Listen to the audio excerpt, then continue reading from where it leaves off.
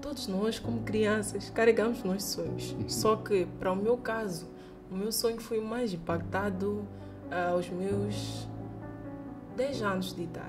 Porque perdi meu irmão e as circunstâncias... Exato. As circunstâncias nas quais eu perdi meu irmão fez com que eu descobrisse um sonho em mim. O enfermeiro é alguém que eu acho que tinha que ser respeitado no sentido de, desde, financiamentos, para além de financiamentos, pagamentos, mas hoje ainda verificamos tantos enfermeiros que trabalham, fazem noites e ainda assim no final do mês não entra o seu salário a tempo e hora. Se fores entrar na unidade sanitária, verás o trabalho que o enfermeiro faz. E realmente dirás que não faz sentido aquilo que entra no final do mês. Independentemente da sua área de formação, não se prenda ao certificado. Como? Estamos a dizer que você fez marketing ou gestão de alguma coisa. Por que não pensar o outro lado desta formação? Yes. Trabalhar com a sua imagem, fazer alguma coisa que possa valer a pena ter sentado 4 anos, 5 anos na carteira. Nós temos conosco a ideia de que essa história de chamar o médico, o enfermeiro para casa é coisa de novelas isso. Não, pelo contrário. Não é? Pelo contrário, é coisa de novela, mas acredite, em Moçambique nós já estamos tão engajados nisto, porque o doente hoje em dia não tem paciência. Olá, saudações, bem-vindo ao Kutenda. É mais uma edição em que procuramos trazer histórias de sucesso, histórias que nos inspiram. E hoje recebemos uma jovem que tem muito a partilhar conosco. Chama-se Vinódia, a quem desde já agradeço pela presença e desejo boas-vindas. Saudações. Primeiro agradecer pelo convite. Respondo pelo nome de Vinódia Macamo e cá estou para partilhar as minhas experiências. Muito bem, Vinódia. Em jornalismo costumamos dizer que perguntar o nome nunca é errado, não é? Até porque apenas o dono dele é que sabe de si. Quem é Vinódia Macamo? Bom, Vinódia Macamo é uma jovem. É uma jovem dinâmica, aberta a desafios, e isto acontece desde criança. Então, falar de Vinódia é falar de uma jovem desafiadora, que gosta de impactar. Exatamente, uma jovem desafiadora, gosta de impactar. Como é que foi a sua infância, Vinódia? Poderia dizer que a minha infância foi tranquila nas primeiras fases ou nos primeiros anos de vida. Todos nós sabemos que durante o nosso processo de crescimento passamos por várias coisas que ninguém nos diz. Exato.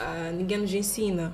A vida aqui vai nos ensinando como é que temos que lidar com algumas situações. Mas nos primeiros anos de vida foi tudo tranquilo, graças a Deus.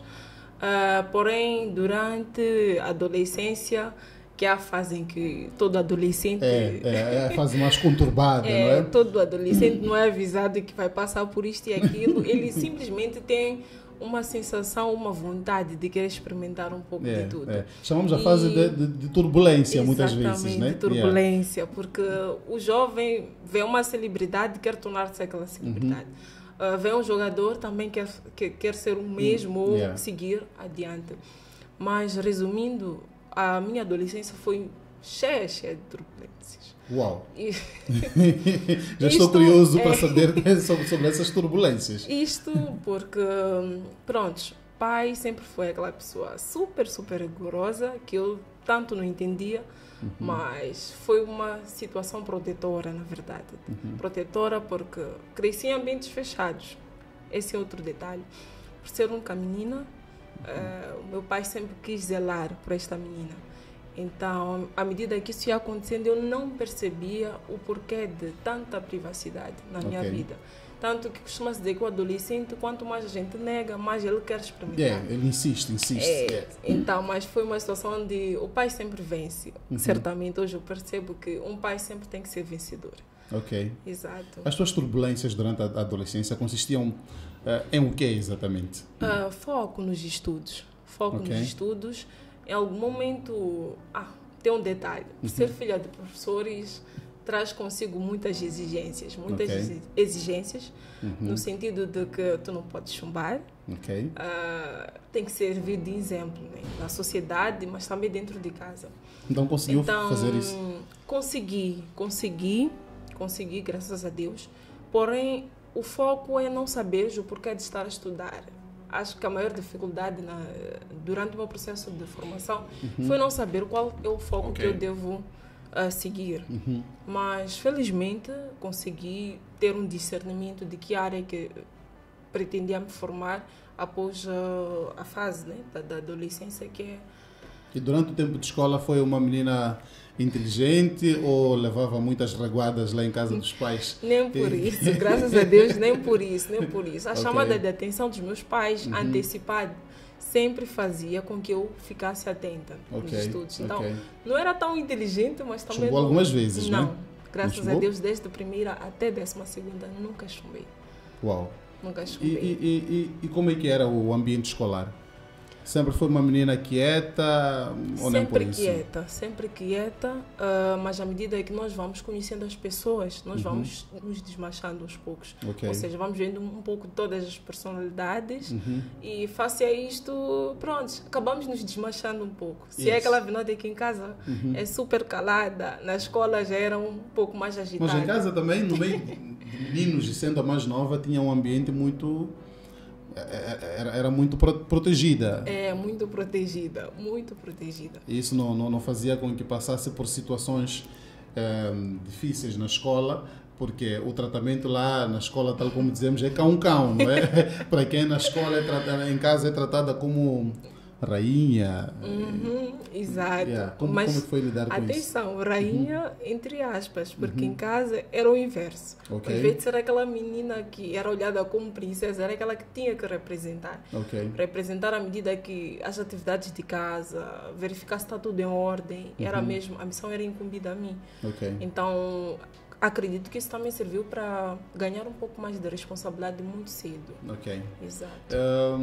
E quando é que a Vinódia termina o ensino geral e como é que transita para o ensino superior? Bom, aí também tem uma surpresa.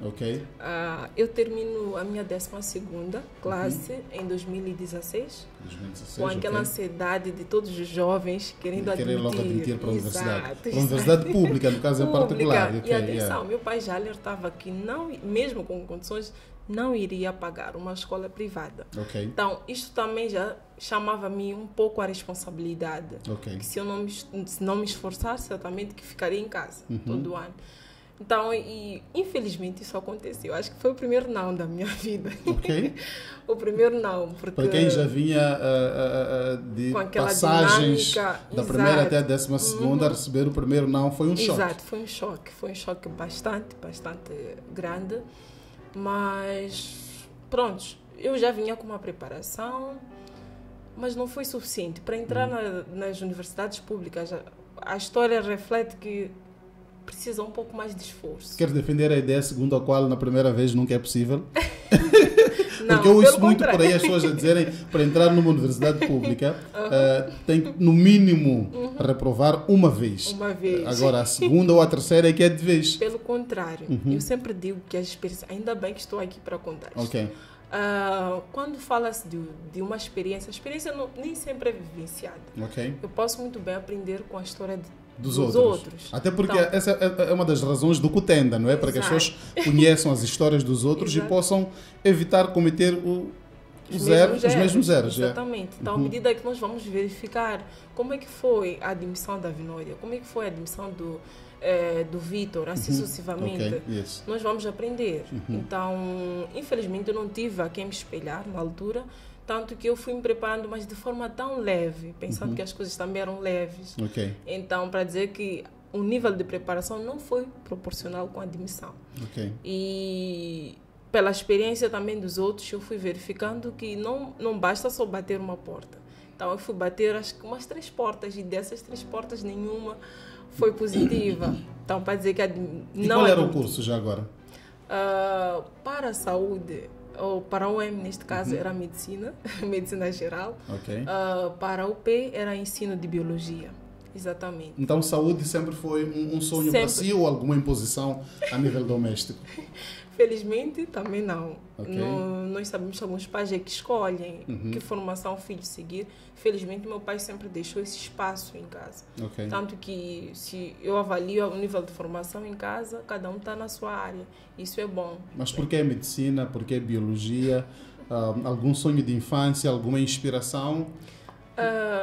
Todos nós, como crianças, carregamos nossos sonhos. Só que, para o meu caso, o meu sonho foi mais impactado aos meus 10 anos de idade. Porque perdi meu irmão e as circunstâncias... Exato. As circunstâncias nas quais eu perdi meu irmão fez com que eu descobrisse um sonho em mim de querer cuidar do outro, tanto que não fui fazer medicina geral. Depois eu justifico o porquê. O sonho de querer cuidar do outro é que mais tocou em mim, porque eu estive ao lado dele quando, infelizmente, eu perdi a ele. Então, isto serviu de fôlego para correr atrás. E graças a Deus, eu acredito que ele sempre esteve comigo. Então, foi uma dor, mas também foi uma aprendizagem. Foi Que inspirou-lhe a sonhar com a medicina. O que é saúde, o que é um processo de doença. Não tendo conseguido entrar numa primeira vez, como é que depois safou-se, o que é que fez naquele ano e em que momento é que depois consegue entrar para a universidade, se é que conseguiu entrar? Felizmente sim, mas durante este ano de 2017, foi 17, sim, a pressão da sociedade de querer saber que tal, nós sabemos que tu estavas na 12ª. E era aquela menina brilhante, não é? Exatamente, dos papais. Então, ter que justificar por que você não entrou é mais difícil ainda. É mais difícil ainda, mas eu sempre conheço a Vinódia como uma pessoa forte. Então, todo 2017, acredito, eu não sabia o que era sair para festa, não sabia o que era sair para encontros familiares. Meu foco foi só cadernos. Apenas isso? Apenas isso. Então, foi uma preparação muito intensa. Felizmente, também fui a um centro de preparação, porque não basta só nossa preparação. É preciso saber como é que nós temos que fazer Até porque quando nós preparamos-nos em casa, temos a falsa sensação de já estarmos suficientemente preparados, né? I'm the one. Mas quando juntamos-nos aos outros, percebemos que estamos ainda num ritmo meio fraco. Então, o seu 2017 foi feito disso. Foi feito disso. E Deus é bom. Todas as faculdades que eu havia concorrido em 2018, início sim, caso, exatamente, admiti, foi tudo assim. E quais eram os cursos? Para o UEM, Medicina Geral, mas infelizmente para o Unilúrio, porque era uma sucursal. Podias fazer um exame cá e fazer a admissão para uma outra faculdade, no mesmo exame. Né? Então, para a UP era ensino de Biologia e para o ICISA era enfermagem geral. E o que é que escolheu? Só que, infelizmente, mais uma vez, a imposição dos pais, né? Aí eles entraram de novo. Aí entraram de novo, porque eu não havia preparado psicologicamente o meu pai que eu não estaria cá em Maputo.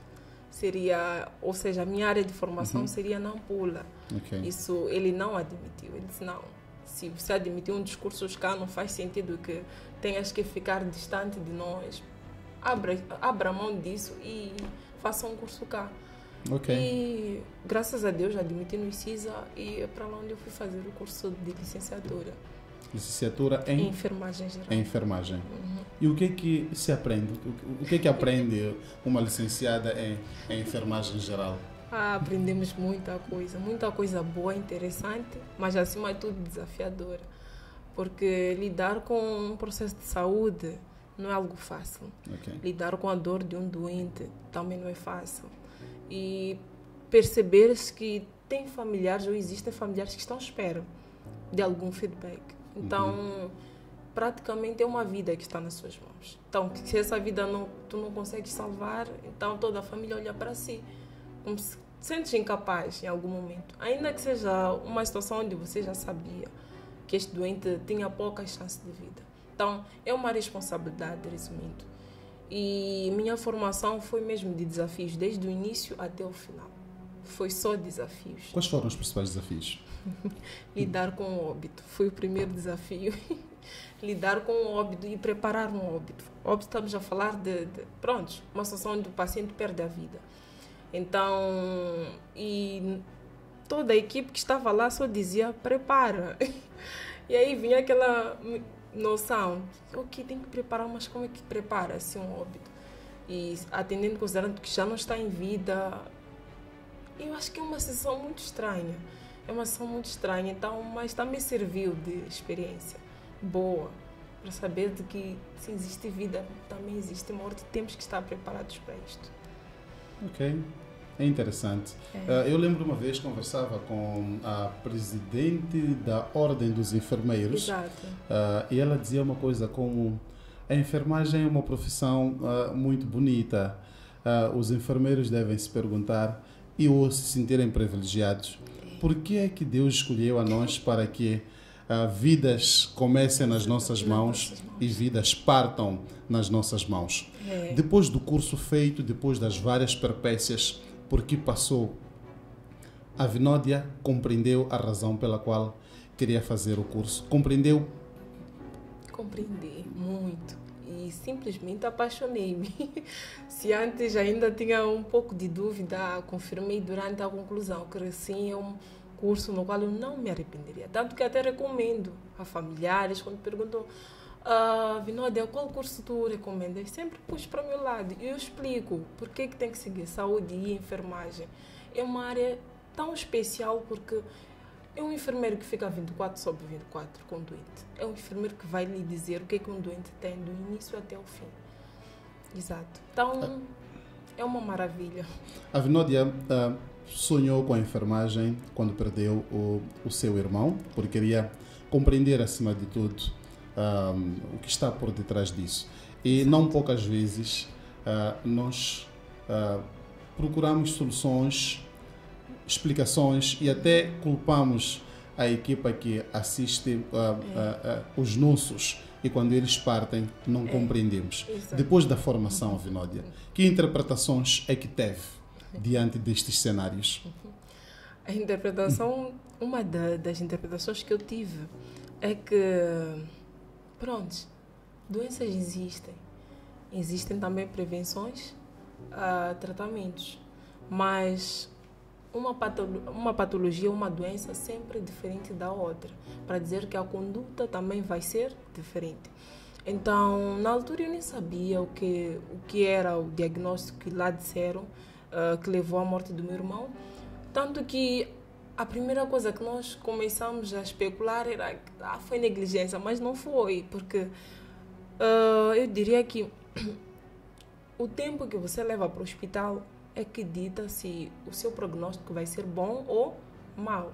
E uma das negligências nossas foi ter levado o meu irmão muito tarde para o hospital.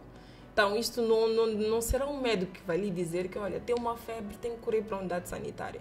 Isso, à medida que nós prestamos que há uma diferença, tem que ser crucial, a minha corrida à unidade sanitária.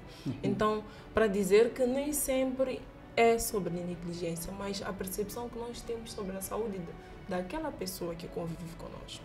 Mas muitas vezes as pessoas, quando estão doentes, elas sempre tentam dizer, não, estou bem, não preciso ir ao hospital, e vão fazendo até automedicação. Acontece muito isso, acontece e não recomendamos, porque a cefaleia ou a dor de cabeça que uma certa pessoa pode ter, pode não ser apenas uma dor de cabeça. Pode ser uma dor de cabeça associada a um tumor, mas porque tu não vais ou não tens a cultura de ir à unidade sanitária, dificilmente vai ser diagnosticado.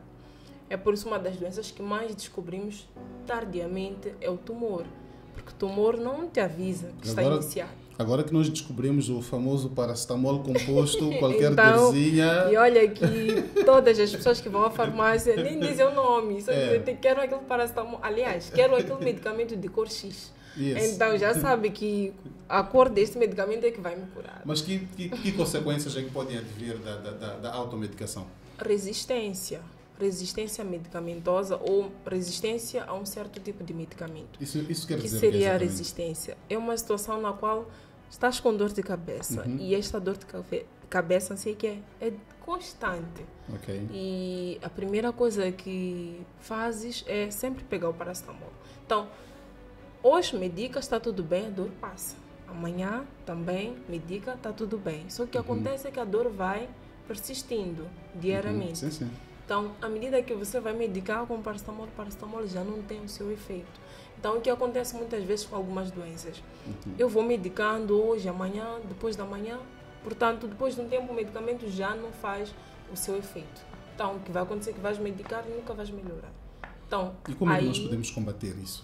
Mudando a linha. Então, para dizer que se antes usavas um analgésico, paracetamol, para poder curar esta dor, em algum momento o paracetamol já não faz o seu efeito. Então tem que substituir o paracetamol por um mais potente. Ok. Exato. Olhávamos mesmo para os desafios que a Vinódia passou e acabamos entrando até aqui. E em quanto tempo é que a Vinódia faz o curso e depois do curso o que é que faz? Bom, o curso tinha previsão de 4 anos, porém tivemos a pandemia da Covid-19 coincido com os meus últimos estágios, que estava na UCI. UCI quer dizer o quê? UCI, Unidade de Cuidados Intensivos, reanimação. Ok. Então, também temos esse desafio de passar por lá, onde o doente é grave mesmo, gravíssimo, o doente não fala.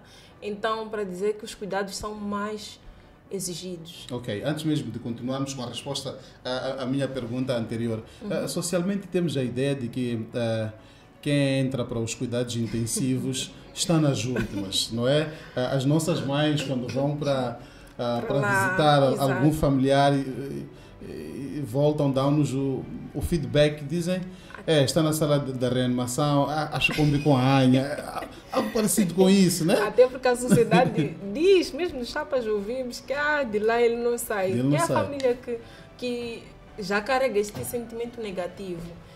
Mas o que acontece lá? Mas eu digo que é o contrário. A atenção que nós damos a um doente que está na reanimação é totalmente diferente de um doente que está na pediatria, de um doente que está na medicina. Porque estamos a dizer que aquele doente está dependente a 100% de nós. Estamos a dizer desde a alimentação, desde o banho, desde qualquer tipo de cuidado. Então, costuma-se dizer que quem entra lá não sai. É mentira. Pelo contrário, é tão bonito a forma de como a equipe trabalha lá. É uma equipe multidisciplinar. Então, estamos a dizer que tem um médico, nutricionista, um enfermeiro, um intensivista. Então, todos estes enfermeiros estão virados para aquele doente. Então, isto é algo é algo bonito. E como é que foi a sua primeira experiência lá? Depois dessas compreensões sociais todas sobre a sala de reanimação? Acredite, nos primeiros 10 eu até sonhava com aquele barulho daquelas máquinas, porque lá tem máquinas, né? Que estão a fazer o monitoramento deste paciente. Então, nos primeiros dias, aquele barulho da reanimação já entrava em mim, tanto que ao descansar era só sonhar com aquilo. Mas é desafiador, é difícil, porque tu vês um doente. Nunca imaginaste que alguns ferros entrassem na boca, mas a medida de ferros, como quem diz, é um termo empírico. Sim. Mas é uma forma de dizer que é um lugar assustador. Para quem não conhece, é assustador. Para quem não sabe qual é a função de cada instrumento lá, é assustador. Mas nada que a gente não possa enfrentar, até porque escolhemos o curso para isso. Lembra-se de algum cenário que não lhe sai da memória durante a sua passagem pelos cuidados intensivos ou mesmo durante os diferentes estágios em que esteve envolvida durante a formação? Um dos estágios que eu tive foi marcante, foi mesmo na sala de reanimação, onde recebemos um doente vítima de aviação. Infelizmente, pelo impacto que houve no acidente, ele não resistiu, portanto, perdeu a vida mesmo dentro da reanimação. Depois de termos feito tantos cuidados, que canalizar a veia, organizar o doente, quer dizer, colocar ele em condições para poder receber o tratamento, infelizmente ele perdeu a vida durante a noite. Então, isto foi um choque. Como é que é lidar com isto? Como é que é transmitir esta informação? Não é nada fácil, e a pessoa que foi escolhida para dar essa informação fui eu. Eu simplesmente perguntei à enfermeira porque eu nunca dei essa informação.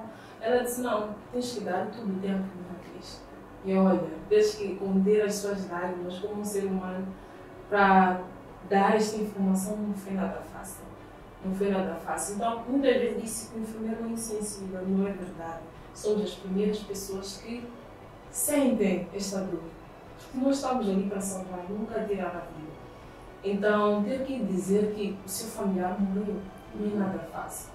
Então, temos que ser primeiro temos que ter os primeiros a conter as lágrimas para poder dar a informação.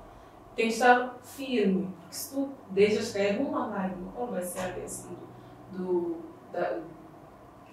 acompanhante? Vai ser pior. Vai ser pior. Então temos que ser fortes para poder transmitir essa informação. Durante o estágio devem alguns daqueles cenários em que as pessoas dizem não quero ser atendido por uma estagiária. Sempre temos estes cenários. E como é que foi lidar com isso? Nada fácil. Nada fácil porque tens que convencer alguém que, pronto, és uma estagiária, mas alguém dotada de algum conhecimento, de algum aprendizado. É verdade que lá estou a aprender. Exato. E para eu poder aprender, preciso fazer. Mas as pessoas não gostam da ideia de que elas são usadas como cobaias. É um desafio. Eu acho que todo estagiário tem este desafio. De não querer ser atendido pelo doente. Mas algo que eu aprendi. Que antes mesmo de ir ao estágio já me dizia, me alertava.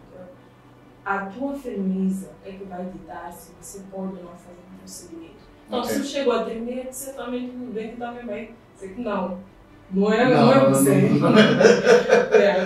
Ou daqueles cenários em que pica-se aqui, pica-se ali, não estou a encontrar a veia, vamos tentar a outra mão.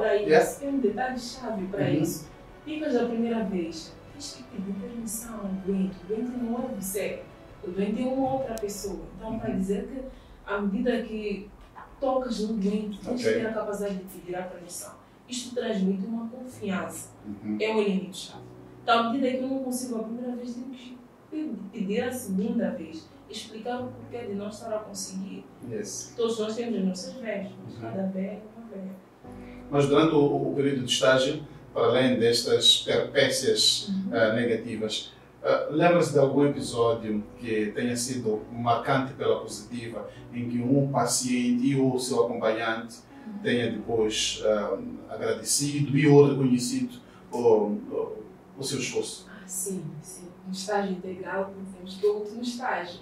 Então é um estágio. E foi esse que aconteceu praticamente já quase no período da pandemia, não é? Exatamente. Também foi desafiador. Ir à reanimação e trabalhar com doentes com Covid-19 não foi também algo fácil. Porque ouvimos tanto sobre a Covid que todo mundo carregava medo. A doença era mais psicológica. Exatamente, era mais psicológica. Mas acredito, terminei o meu estágio na reanimação sem testar positivo. Graças a Deus.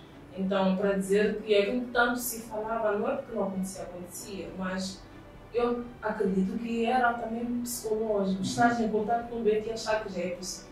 Não era bem assim. Então, a história que temos de contar? A história que eu quero contar é sobre... Sim, estamos a olhar para os casos de sucesso, né? Sim, enquanto estagiária, sim. Exato. Em que alguém tenha reconhecido o seu trabalho e por aí. O estágio final é o estágio em que já se diz ser profissional.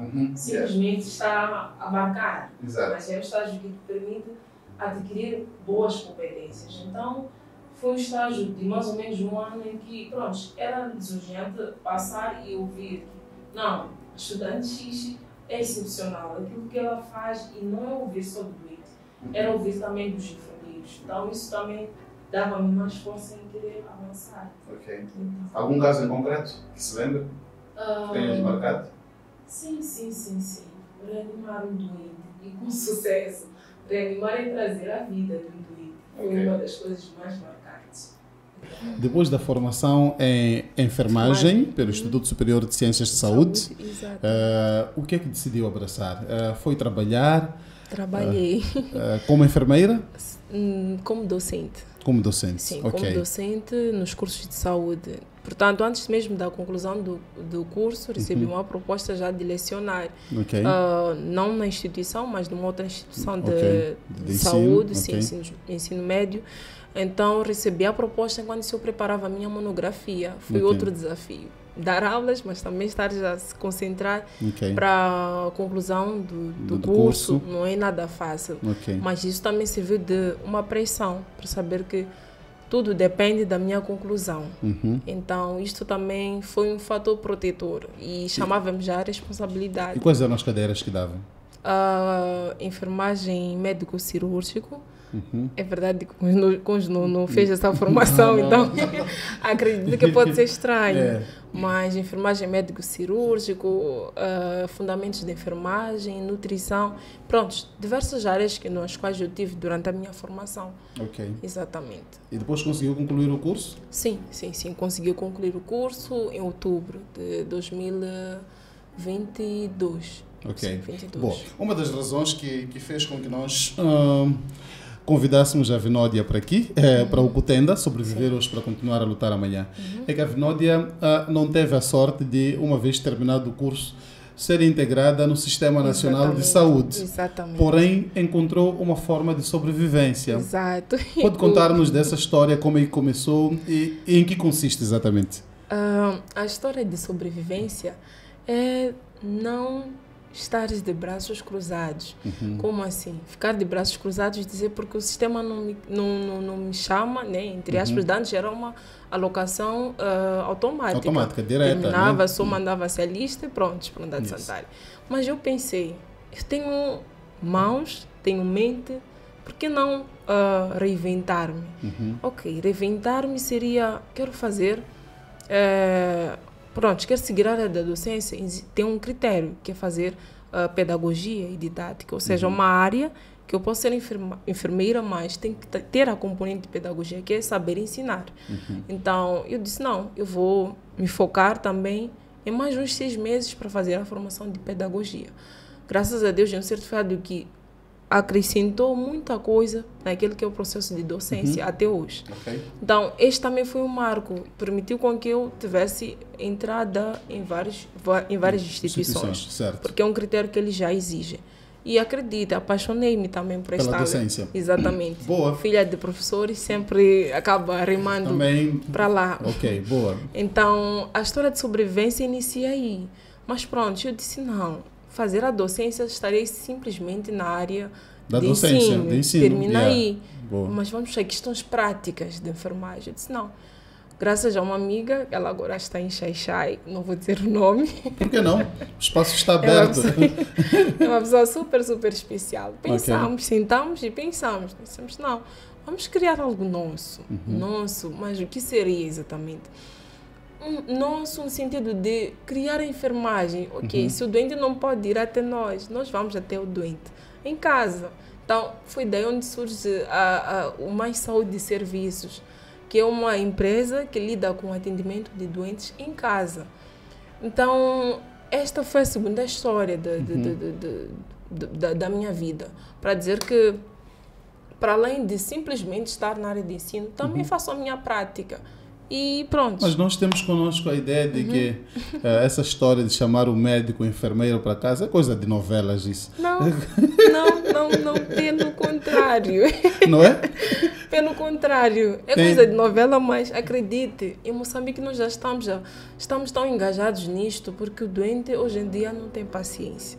E é a partir desta intolerância do doente que nós tentamos reinventar, indo até a casa do doente mesmo. E tem valido a pena? Tem valido a pena. Felizmente tem valido a pena. Ela agora não está comigo cá, isto é minha colega, mas eu tenho mexido com isto até... E como é que são feitas as consultas, a prescrição, o segmento? Exato.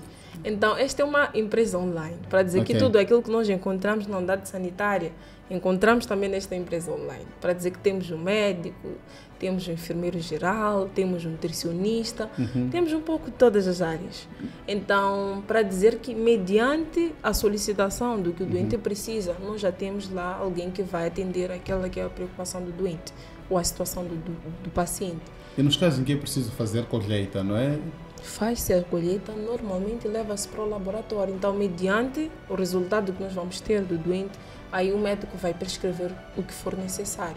Desde a medicação e depois entra a parte da enfermagem, que é o atendimento como tal. E qual tem sido o nível de procura?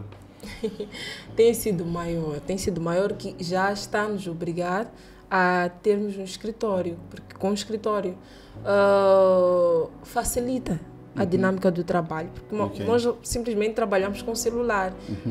Os vídeos, as mensagens que nós queremos transmitir às pessoas, né? Porque nós temos que difundir a marca. Então, para difundir, nós precisamos expor alguma coisa. Então, se calhar a maior dificuldade é como lidar, porque uma empresa é uma empresa. Online ou física é uma empresa. Então, a comunicação é um elemento-chave. Então... Eu tenho uma dúvida. Naqueles casos de doentes, passa a redundância, extremamente doentes. Graves neste caso. Aí... Qual tem sido o vosso procedimento? A pessoa entende, hoje em dia, os mais velhos, acima de tudo, têm aquela resistência em ir às unidades sanitárias. Chegam até a dizer, se for para morrer, eu prefiro morrer em casa. Então, quando vocês são solicitados, ou quando a Vinódia é solicitada em particular, como é que lida com essas situações? Pronto. Partimos do princípio que, ainda que eu seja boa o suficiente, sempre tenho as minhas limitações. E como empresa, não é possível que enquanto uma empresa 100% decidiu de estar completa a 100%. Então, mediante isto, se é um doente grave, no qual eu saiba que tem que fazer uma série de exames, nos quais eu não tenho capacidades agora de assim proceder, eu tenho que ser realista, explicar ao doente detalhadamente quais são os passos que nós vamos dar até chegar à melhoria do mesmo. Tem alguma certificação para poder efetuar este atendimento ao domicílio? Tem? Sim, felizmente tenho. É por isso que com esta certificação permite com que eu tenha um local físico e assim possa trabalhar à vontade. E tem alguma relação ou algum hospital, uma unidade de referência com a qual possa interagir em caso de alguma necessidade, está a atender um doente, a situação deteriora-se? Exatamente, podemos encaminhar, sim, também existe. Também existe. Quer contar-nos a história de algum caso mais marcante que já encontrou no terreno? No terreno, pronto. Os primeiros pacientes, quando a gente decide abrir esta empresa online, nós sempre teremos dificuldades porque não sabemos, mas como é que funciona? Que o desafio é aquela Vinódia que sempre gosta de arriscar. Tipo, não sei, mas vou lá. Verei lá à frente. Essa Vinódia que sempre, tenta na vida. Então, quando iniciamos, eu sequer sabia como é que isto funciona, como é que deve ser a comunicação da pessoa que adere aos nossos serviços e como é que eu devo comunicar, vice-versa. Exato. Então, uma das primeiras dificuldades foi, mas como é que eu tenho que fazer? Então, fui vendo como é que os outros fazem, para dizer que hoje a enfermagem domiciliar não é algo novo. Temos vários profissionais que abraçam esta empresa ou esta área. Então, tive que olhar com os outros, aprender com os outros para poder implementar dentro desta minha. Eu estou mesmo à procura de alguma história de sucesso de um paciente ou de vários, mas uma apenas, de alguém que no final do dia você tenha olhado e dizer, valeu a pena a minha intervenção e ele, por seu lado, também reconhecer que... Exatamente. Foi uma situação de atendimento a um doente com diabetes. Diabetes tem essa chatice de, quando começam as lesões, iniciam como se fosse algo tão superficial, mas elas vão progredindo rapidamente. Então, infelizmente, este paciente solicitou num estágio já bem avançado. Era uma ferida já com, várias camadas afetadas. Nós temos várias camadas na pele, mas nós já víamos lá camadas mais internas. Então, quando é assim, o tratamento é mais árduo, porque temos que fazer um trabalho intensivo para que aquela ferida melhore o mais rápido possível. Então, um dos desafios foi mesmo 3 meses ainda a cuidar da mesma ferida e, lidar com um doente que temia que fosse amputado um dos membros, porque a diabetes tem disso. Uma ferida não tratada pode levar à amputação. Então, felizmente, passaram-se 3 meses, 4, o doente melhorou. Então, daquela ferida tão grande que o doente trazia, simplesmente desapareceu. E qual foi a sensação dele? satisfação. Ninguém quer perder o seu membro. Então, à medida que nós intervimos tão cedo, faz com que o doente não chegue a esses níveis. Isso foi mesmo gratificante. Saber que eu estou a trabalhar, mas existe um lado que também fica satisfeito.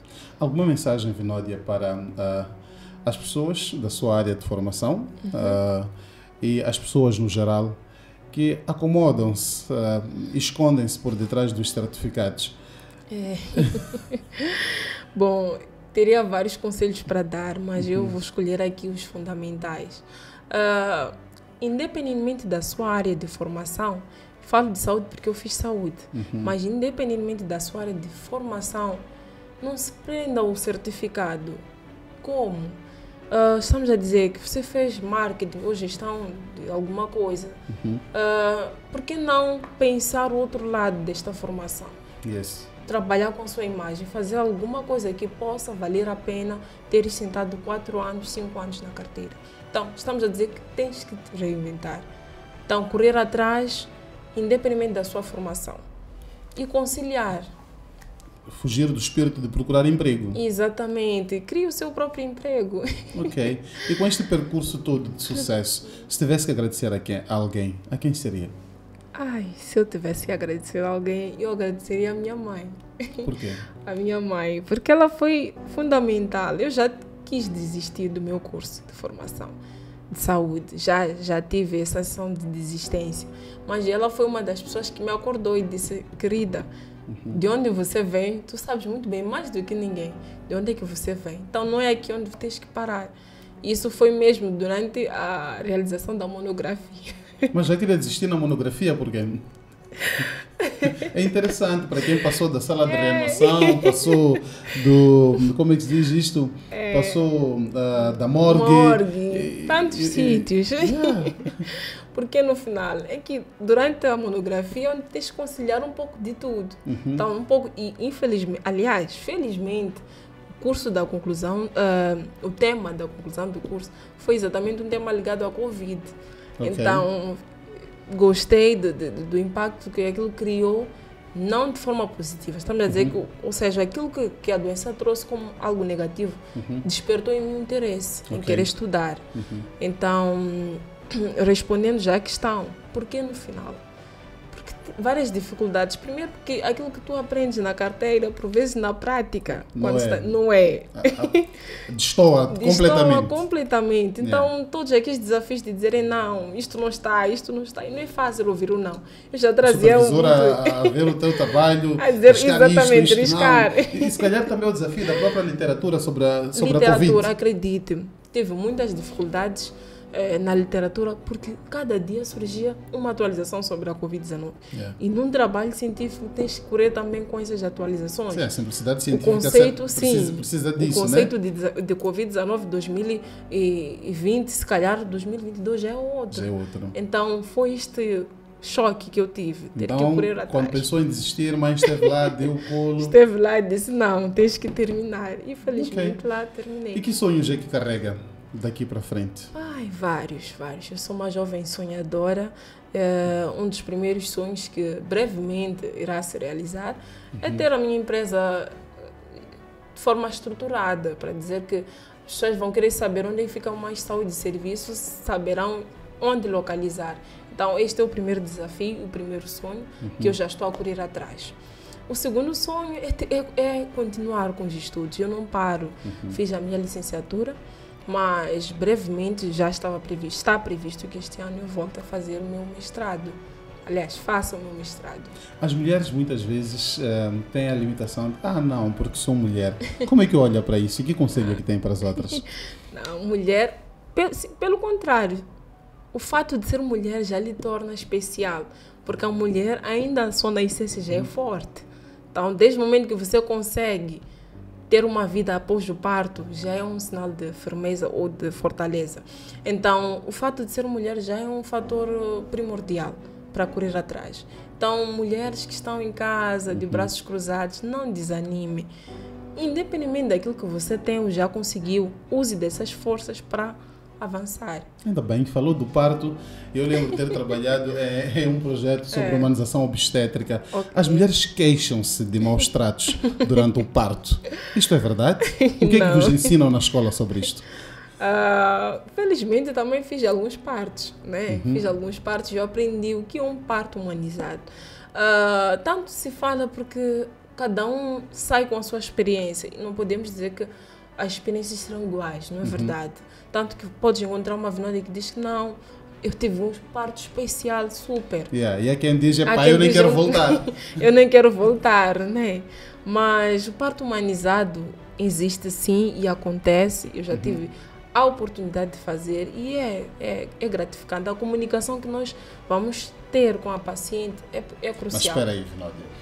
Conseguiu assistir partos humanizados enquanto estagiária durante o Sistema Nacional de Saúde ou enquanto assistente particular? Não, Porque enquanto assistente particular não conta, não é? Não, claro. Me referia mesmo enquanto estagiária. Então tive a oportunidade de trazer à vida alguns bebés e isso também serviu como um fator de inspiração, de querer correr atrás. Ok. Boa. Estamos quase mesmo a fechar o nosso Cutenda na sua edição de hoje. Exato. Alguma mensagem, alguma coisa que queira dizer que eu não tenha perguntado sobre a sua história de vida e que queira compartilhar conosco? Pronto. Acredito que falei um pouco de tudo.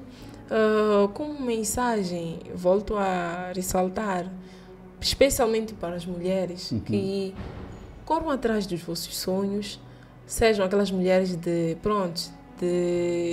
formações constantes.